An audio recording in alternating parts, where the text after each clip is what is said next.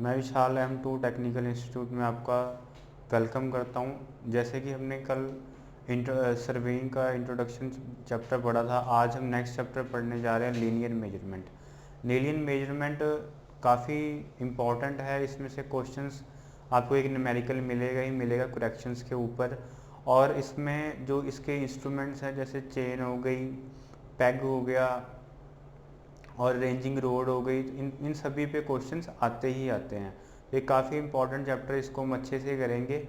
तो पहले अगर हम बात करें, हमारे जो चैप्टर का नाम है वो है लीनियर मेजरमेंट। लीनियर मेजरमेंट का क्या मीनिंग है कि हमने डिस्टेंस मेजर करना है दो पॉइंट्स के बीच में, कि एक पॉइंट हमारे पास है मान लो 1 और एक पॉइंट है 2, इन दोनों के बीच में हमने डिस्टेंस मेजर करना है। लेकिन यहाँ पे कंडीशन क्या है कि ये होने चाहिए बिल्कुल हॉरिजॉन्टल।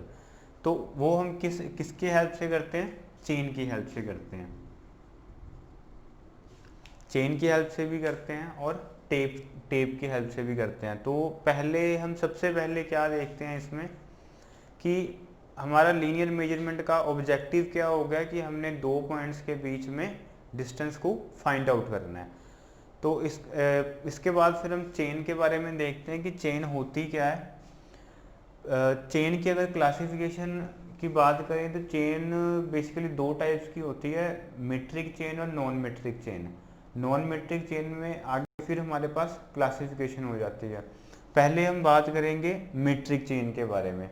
मीट्रिक चेन जनरली होती है 20 मीटर और 30 मीटर।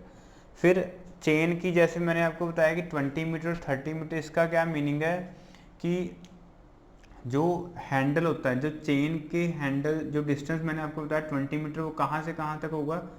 चेन के हैंडल से आउटर से लेके दूसरी साइड पे चेन के हैंडल के आउटर तक। फिर हम थोड़ा सा इसके चेन के बारे में देखते हैं, ये काफ़ी इंपॉर्टेंट है। चेन के बारे में देखते हैं, ये काफ़ी इंपॉर्टेंट है। सबसे पहले है ब्रास रिंग। ये जो हमारे पास हैंडल होता है, ये जो हैंडल होता है ये ब्रास का होता है। फिर इसके बाद जो चेन है वो हमारी बनी होती है छोटे छोटे लिंक्स से। उसके बाद यहाँ पे हमारे पास हर 1 मीटर के बाद ब्रास रिंग होती है, और हर 5 मीटर के बाद हमारे पास टैली होती है। तो क्या हुआ कि पहले हैंडल आ गया, फिर लिंक, फिर हमारे पास क्या होगा, हर 1 मीटर पे ब्रास रिंग, और ये हमारे पास एक ओवल शेप की रिंग होती है जो दो लिंक्स को कनेक्ट करती है। फिर जैसे लिंक के बारे में आ गया, लिंक जो बना होता है वो भी, ये भी क्वेश्चन इंपॉर्टेंट है कि लिंक किस मटेरियल का होता है। तो ये होता है गैल्वेनाइज्ड आयरन का, गैल्वेनाइज्ड आयरन। और जो लिंक का डाया होता है वो होता है 4 mm। ये इंपॉर्टेंट है 4 mm, ये ड्राफ्ट्समैन के पेपर में आया हुआ है कि जो हमारे पास लिंक है उसका डाया कितना होता है 4 mm। और अगर हम बात करें लिंक की लेंथ कितनी होती है, तो ईच लिंक की लेंथ होती है हमारे पास 20 सेंटीमीटर। 20 सेंटीमीटर लिख दें या 0.20 मीटर लिख दें, दोनों सेम ही है। और यहीं से अगर हम देखें कि हमारे पास अगर 20 मीटर की चेन है तो क्वेश्चन आ जाता है कि 20 मीटर चेन में कितने लिंक्स होंगे, लिंक्स होते हैं तो वो कितने होंगे? 100 लिंक्स। अगर 30 मीटर चेन की बात करें तो उसमें कितने लिंक्स होंगे? 150 लिंक्स। ठीक है, ये सिंपल मैथ्स है कि हमारे पास एक लिंक है 0.20 मीटर का, और अगर 30 मीटर की चेन है तो उसमें कितने लिंक्स होंगे? 30 डिवाइड बाई 0.20 तो 150 लिंक्स। ये भी क्वेश्चन एसएससी में आता ही आता है, इजी है, आता है कि 20 मीटर चेन में कितने लिंक होते हैं, 30 मीटर चेन में कितने लिंक होते हैं। ठीक है, हैंडल। फिर इसके बाद हमारे पास एक आती है टैली। टैली मैंने आपको बताया कि हर 5 मीटर के बाद आती है। आप टैली को देख के ही बता सकते हो कि ये 5 मीटर की टैली है या 10 मीटर की टैली है या 15 मीटर की टैली है। वो कैसे कि अगर आपके पास यहाँ पे जो ये शार्प एज है, शार्प एज अगर आपके पास एक शो हो रहा है तो ये होगा इस तरफ से 5 मीटर। अगर 2 है, 2 शार्प एज हैं तो 10 मीटर, अगर 3 शार्प एज हैं तो 15 मीटर। और इसके बाद क्या होगा, अगर 20 मीटर है तो वहां पे क्या होगा, 20 मीटर उस तरफ से ये 2 शो हो जाएगा कि उस तरफ से ये 10 मीटर है ऑपोजिट साइड से। तो ये मतलब ये मैक्सिमम है 3 तक ही होगा, इससे आगे नहीं होगा। कुछ बुक्स में कुछ ऐसे भी हैं कि वहाँ पे टैली बना के दी हुई है कि आपने बताना ये 20 मीटर की है, सॉरी 5 मीटर की, 10 की है या 15 मीटर की है। तो ये हमारे पास पूरा चेन के बारे में था। अलग अलग इसमें क्वेश्चंस बने हैं कि स्टार्ट करते हैं, जैसे हैंडल से स्टार्ट कर लिया है। फर्स्ट क्वेश्चन हो गया कि हमारे पास हैंडल किसका होता है, ब्रास का होता है।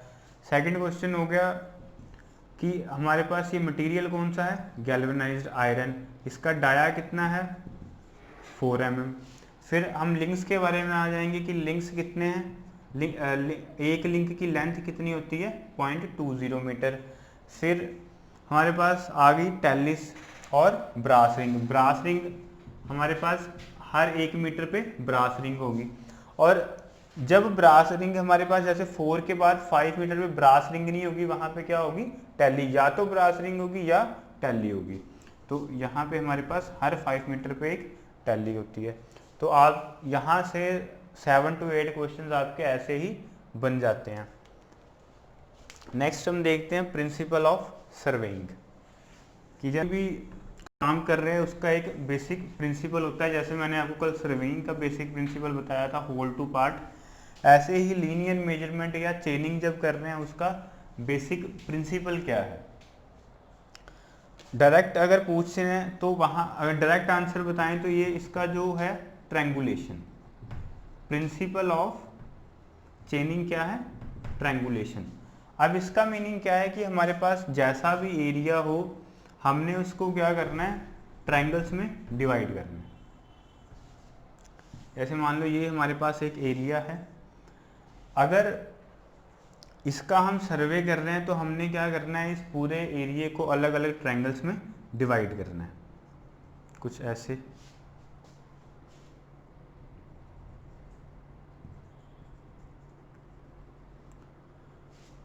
ठीक है, इस तरीके से हमने जो हमारे पास एरिया था उसको क्या किया, हमने ट्रायंगल्स में डिवाइड कर दिया।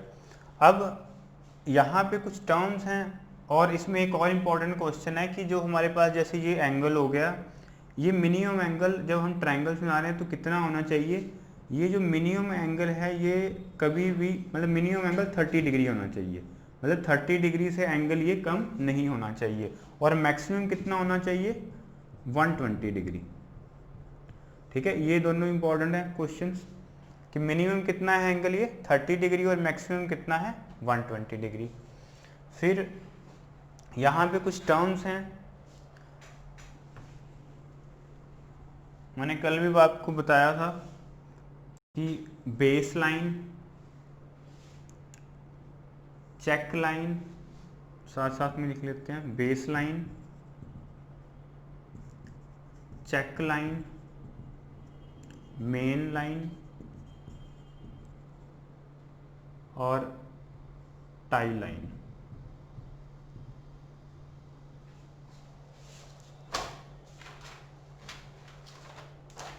एक एक करके सभी को डिस्कस करते हैं कि ऐसे हमारे पास मेन लाइन क्या हो गई, मेन लाइन कौन सी है, जो हमारे पास मेन स्टेशंस को कनेक्ट कर रही है उसको हम बोल रहे हैं मेन लाइन। फिर उसके बाद है बेस लाइन। बेस लाइन जो है वो क्या, हमारे जो एरिया है सबसे जो लेंथी लाइन होगी वो होगी बेस लाइन। बेस लाइन क्या करती है, एरिया को 2 पार्ट्स में डिवाइड करती है, और ये बेस लाइन होगी। फिर चेक लाइन, चेक लाइन क्या है कि जहाँ पे हमने वर्क की एक्यूरेसी चेक करनी है, नाम से पता लग रहा है चेक लाइन, तो ये क्या है, वर्क की एक्यूरेसी चेक करने के लिए होती है। फिर है टाई लाइन। टाई लाइन, ये क्वेश्चन भी है बुक में आपके कि टाई लाइन क्यों यूज होती है, ये फॉर डिटेलिंग, कि मान लो अगर हमारे पास ये सारा एरिया, यहाँ पे काफ़ी कुछ है हमारे पास, अगर हमने यहाँ पे डिटेलिंग करनी है तो वहाँ पे हम क्या लगाएंगे, टाई लाइन। डायरेक्ट क्वेश्चन आता है कि टाई लाइन किसके लिए यूज होती है, वो detailing of features of that area.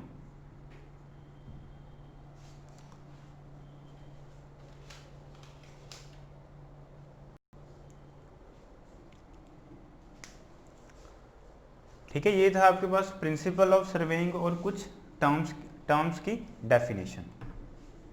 Next करते हैं आगे।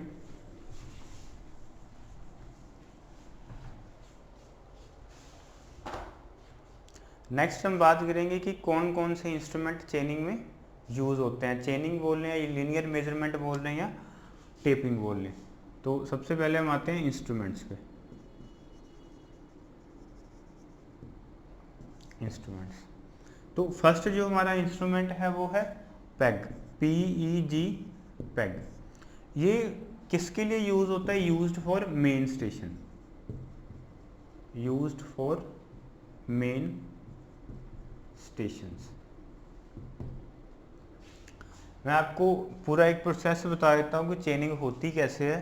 कि मान लो हमने इस लाइन की चेनिंग करनी है, तो पूरी ये हमें पता है कि जो हमारे जो चेन की लेंथ मैक्सिमम कितनी है, 30 मीटर है। मीट्रिक चेन की बात कर रहा हूँ। तो हमारे पास अगर मान लो एरिया ये लेंथ जो है 180 मीटर, तो हम चेनिंग कैसे करेंगे? यहाँ पे हमें कौन कौन से पहले तो क्या करेंगे, एक हमारे पास होता है फॉलोअर और एक होता है लीडर। तो क्या करते हैं कि लीडर आगे की तरफ जाता है और उसके पास होते हैं एरोस। तो जहाँ पे हमारे पास क्या होता है कि ऐसे हमारे पास जा रहे हैं, एक आगे हमारे पास लीडर है और पीछे फॉलोअर है। तो एक तो यहाँ पे पहला प्रोसेस होता है कि हमने लेंथ को मेज़र करना। दूसरा क्या है कि वो जो हम मेज़र कर रहे हैं बिल्कुल स्ट्रेट होना चाहिए। तो स्ट्रेट कर लाइन हमारी स्ट्रेट कैसे होगी, उसके लिए हमें करनी पड़ती है रेंजिंग।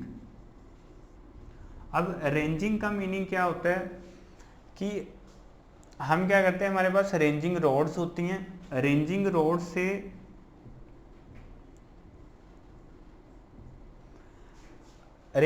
से क्या होता है कि एक हमने यहाँ पे रेंजिंग रोड लगा दी, ठीक है। एक मान लो यहाँ पे रेंजिंग रोड आ गई, फिर एक रेंजिंग रोड आ जाएगी यहाँ पे और एक रेंजिंग रोड आ गई यहाँ पे।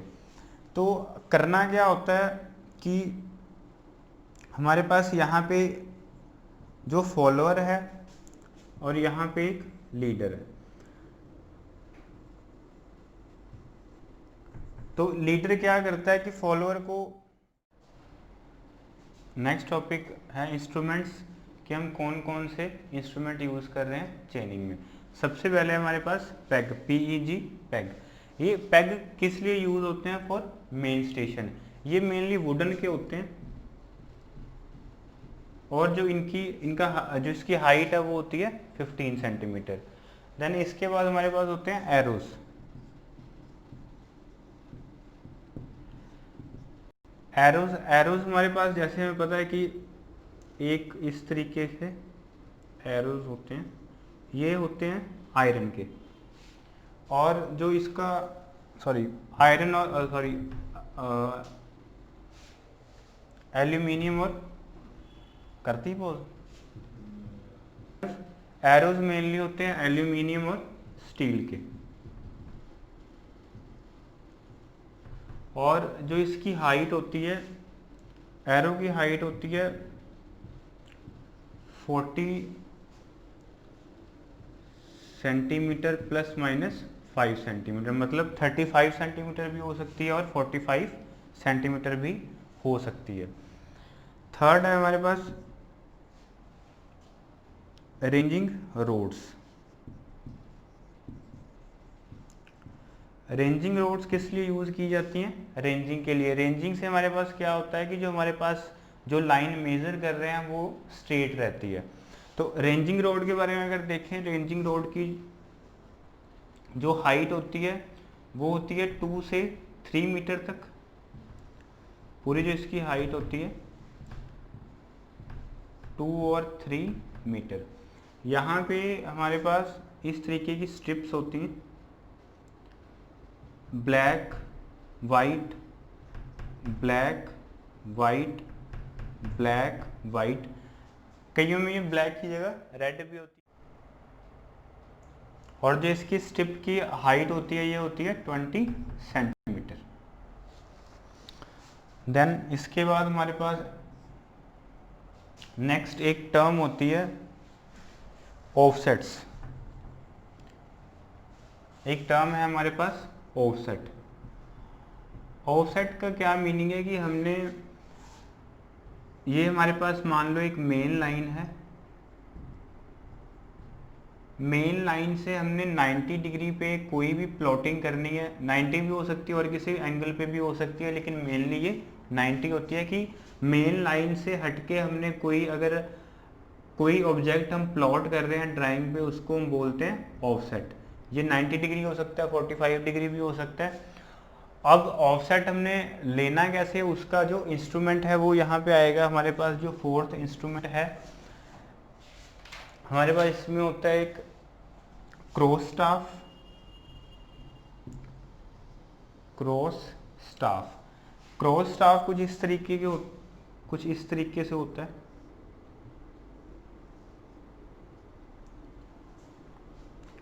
इसका मैं टॉप व्यू बना रहा हूँ कि क्रॉस स्टाफ में क्या होता है कि आप ऐसे सीधा देख रहे हो और एक आप मतलब 90 डिग्री पे भी रीडिंग ले सकते हो क्रॉस स्टाफ से।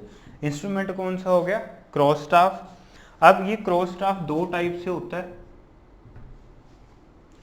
एक हमारे पास होता है ओपन क्रॉस स्टाफ,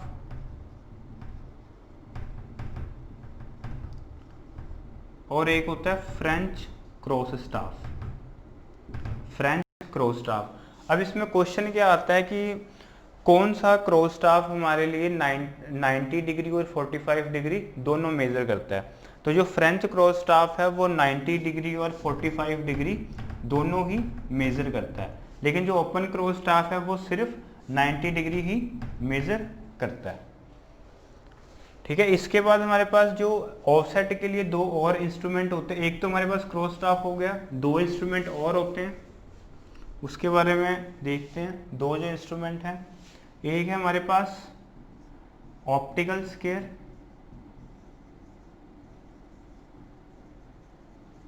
और नेक्स्ट है प्रिज्म स्केयर।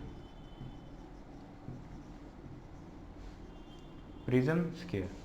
अब ऑप्टिकल स्केयर हमारे पास एक इंस्ट्रूमेंट होता है जिसका जो बेसिक प्रिंसिपल है वो क्या होता है कि हमारे पास यहाँ पे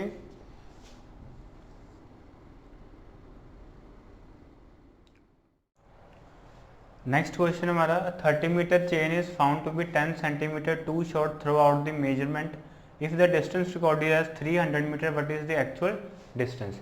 तो यहाँ पे क्वेश्चन में क्या बताया गया है कि जो हमारे पास चेन की लेंथ थी वो 10 सेंटीमीटर टू शॉर्ट थी।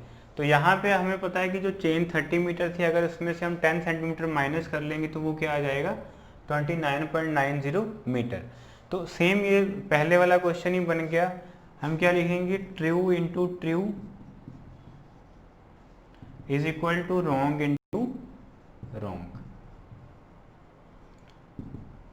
अब यहाँ पे देखें अगर हम, तो हमारे पास रॉन्ग लेंथ कितनी थी 300 और रॉन्ग मेजरमेंट कितनी थी 29.90 जो चेन की लेंथ थी। और हमने ट्रू साइड पे डिस्टेंस निकालना है, ट्रू चेन लाइन निकालनी है, और हमारे पास ट्रू चेन कितनी थी 30 मीटर की। अगर हम इसको सॉल्व करेंगे 29.90 अपॉन 30, तो ये इससे कैंसिल हो गया, ये 10 आ गया। तो हमारा आंसर क्या आ गया 299 मीटर। ठीक है। आपको बस ये बेसिक फॉर्मूला याद होना चाहिए, true into true is equal to wrong into wrong. इससे रिलेटेड हमारे पास एक और न्यूमेरिकल आ सकता है जिसके लिए हमारे पास फॉर्मूला क्या है, एल स्क्वायर। क्या होगा, एल स्क्वायर का मीनिंग क्या है कि ट्रू जो हमारे पास चेन की लेंथ होगी multiply by true area is equal to L dash square. क्या है कि हमारे पास जो रॉन्ग लेंथ है चेन की और मल्टीप्लाई बाय रॉन्ग एरिया। यहाँ से वहाँ, यहाँ पे जैसे हमारे पास था कि लेंथ मेजर हो रही थी, वहां पे क्या होगा एरिया लिखा होगा। तो यहाँ पे जो फॉर्मूले में चेंज क्या आएगा कि जो चेन की लेंथ होगी उसका स्क्वायर हो जाएगा। आपने ये भी फॉर्मूला याद रखना, ये डायरेक्ट भी पूछ सकते हैं और इस पर न्यूमेरिकल भी आ सकता है। बेसिक वही रहेगा, true into true is equal to linear measurement. इसके हम कोशिश करेंगे क्वेश्चंस भी करें, और अगर आपको ये लेक्चर अच्छा लगा तो इसको लाइक करें, कमेंट करें और इसको शेयर भी करें, और हमारे चैनल को भी शेयर करें और सब्सक्राइब करें। Thank you.